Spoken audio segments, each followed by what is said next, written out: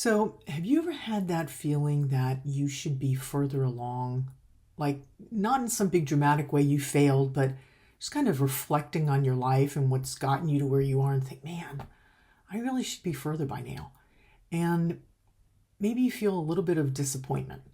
So, in this video, I want to help you understand why that feeling shows up and actually what it's pointing to, what it's indicating, as well as like how you can move forward and create your own timeline so that you're not constantly questioning yourself. Hi, I'm Leezá Steinorf. I work with Fortune 500 companies, state and local governments, and leaders across industries, and I help people navigate communication and leadership, as well as conflict and relationship with more ease and clarity and confidence. And I want to say this as we begin. If you've ever had that thought, I should be further along, there's nothing unusual about it. It's actually more common than you would think, but there's something really valuable inside it that I think is worth understanding. And if you're a returning viewer, welcome back. And if this conversation resonates with you, go ahead and like or subscribe so other people can find it, and also you'll know when new clips come out.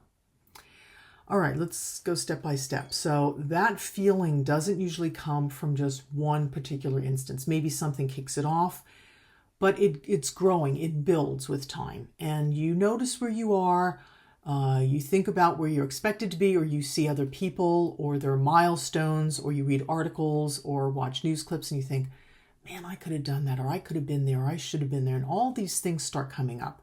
And there's a gap between where you are and where you think you should be. And it could be in your career, it could be maybe in your private relationships, family, romantic relationships, or maybe it's just in your own development, like how clear you feel you are, or what kind of a grip or standing you have in life. And then that little observation kind of builds, and it can become oppressive or heavy. And it's like, oh my gosh, I'm behind, and I missed my chance, or I missed the boat, or I should have figured it out by now. And you start judging yourself and putting pressure on yourself. And I work with a lot of people. You're not alone if you do this. But what's important is to notice how quickly that shift happens, right? So you go from an observation of this is where I am to, oh my gosh, this is a problem. And the thing is that most people don't stop to question where that expectation or that comparison came from in the first place, right? What you're comparing yourself to. So a lot of the timelines that we carry, we didn't consciously choose. We didn't sit down and say, okay, well, by age 20, I'm going to have accomplished this, and by 25, I'll do this. We don't usually write that all out, right? Sort it out like that.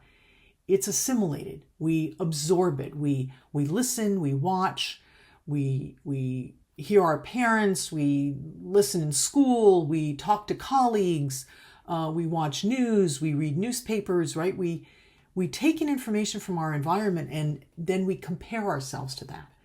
And we look at what's celebrated with other people, like what have they done?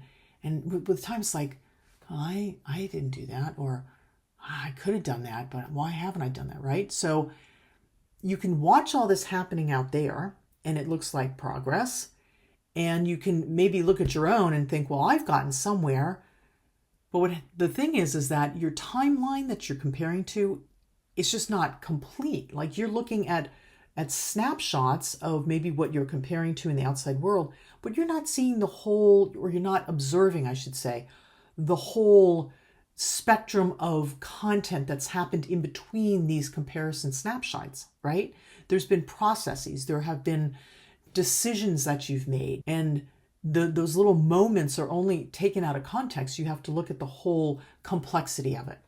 So when you compare your real life, like the depth and breadth and every minute that's led you to where you are right now, it's unfair really to compare that to an imagined sequence of milestones, like what you see about a movie star or what you hear from a colleague. That's just like a snapshot. And then you take that, and you're not looking at everything that got them there, or everything that they're missing, or everything that they wish they would have accomplished, right? So you may feel like you're off track, but you're not off track for your timeline, for your progression, for your development. And when you start looking at it from that perspective, when you start filling in the gaps in that thinking process, then something starts to shift, right? You stop asking, what matters right now? Like, why haven't I done this right now? But you can ask instead, why am I not there yet? Or why have I chosen a different path, right? Without a judgment and without the pressure.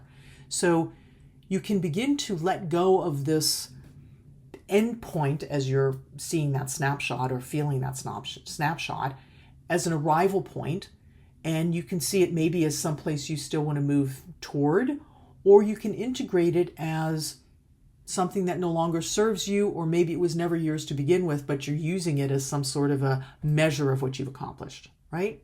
So there's an idea underneath this feeling, and it doesn't usually get questioned. It doesn't even usually get seen. That at some point, you're supposed to arrive at a place. Like, pick a date, pick a time, pick an age, pick a profession, whatever it is, and then you have arrived. Yeah? You have arrived at success, at clarity, stability, fame, financial abundance, like whatever it is that you're supposed to arrive at a version of your life where things are finally settled. And then we have this idea that, okay, then there's that, and then I can do something else. It's a very curious conclusion to come to when we look at how life really works. Because when you look closely, that moment really doesn't ever exist. I mean, even people who have reflected on their lives close to the end of their lives have recognized there's more that they could do, or more that they would like to do, or things that they are glad that they did do. And it's a continuum. So every stage comes with new questions and new decisions based on what you're moving toward. And there's also new uncertainty because you can't know the future, right? And you're going to figure it out as you go. So when we measure ourselves against this arrival point, it's really unfair, because what you're doing is you're measuring yourself against something that you actually never really defined, or if you did define it in specificity, it really wasn't feasible to achieve because so many factors are not in your direct control, right? You have total command over your decisions and over your actions and your thoughts, but you don't have control and command over the rest of the world and the circumstances. And that's a dance, right? And we adjust and we move. And so often our lives meander or go in different directions or arrive at places in different ways. But we don't arrive at this one static, I'm here now, I've arrived. So once you can see that, the question changes slightly. It's not, why am I not there yet? But rather, like, what has this phase of my life been asking of me that maybe I haven't noticed yet? Like, if I feel like I'm not where I want to be, what is here now that I can learn from so I can move to the next phase where I would like to be? Yeah, so you don't jump over and detour where you're at. That's the step that brings you to the next place. Yeah, does that make sense? So very often when we recognize progress that doesn't look like progress, it actually moves us forward, if you can follow that. So not all of our growth is visible, right? It's not like if you get a job, that's clear. If you buy a house, clear. If you get a promotion, clear. But a lot of the growth that we go through as humans is not that visible. It takes place within us. It's a way of being in the world. It's lack of reactivity or more proactivity or more ease or more confidence on our decision making or more clarity in our leadership, right? So it's not a specific thing. It's a way that we are. It's how we're becoming. And some of that progression and development looks like maybe choosing differently than you used to choose, or not repeating something that you had been doing for a long time. So changing the steps to a dance or patterning, right? Or maybe you're able to now sit with uncertainty instead of rushing through it or panicking. So those changes, that kind of evolution, it doesn't always feel like progress in the moment. It can feel slower or quieter or less defined, and maybe you don't even pay attention to it. Like one of the practices that I give to my leadership clients is an acknowledgement practice that before they go to bed at night, they recognize 3 things. It's not an accomplishment. It's not even something necessarily that somebody else is going to notice, but it's something they recognize in themselves. Like I just mentioned, a decision that they made, a pattern that they changed, something they became more comfortable with, right? So recognizing that kind of growth goes a long way to feeling like we're actually progressing and evolving and thriving in our lives. Yeah? And when we do that, when we stand in ourselves that way and start to inhabit ourselves that way, then the quality of our decisions change. And over time, that creates something actually more stable than arriving at that place that you thought you should be at, or than going fast at some pace that you think you should have given a particular timeline. So this is why that rushing to close that gap of where you think you should be does not always move you forward. It may move you faster, but that doesn't mean that you have evolved into that. Yeah. So the real question becomes, what happens when you stop trying to catch up with that phantom timeline or arrival point, and you begin to pay attention to how you're moving, how you're walking, what you're acknowledging about yourself, what you're learning, what you're growing into, and where you've come from. And moving with that kind of direction intentionally, then urgency drops away and something else becomes available. You start to notice what actually fits you, what aligns with you, what resonates with you, what holds your attention. And that can feel sustainable, not just impressive and wow to the outside, but from in here, it's like, wow, this is where I want to be. This is where I want to go. Yeah, you have to, resonance starts to evolve. And from there, your movement becomes more deliberate. Your decisions are more aligned with where you feel you want to take yourself. So you're not going slower for the sake of being slow, but as I said, you're more aligned and considered. You're not trying to match a pace or a timeline or somebody else's schedule of their lives. And that wasn't even yours to begin with, right?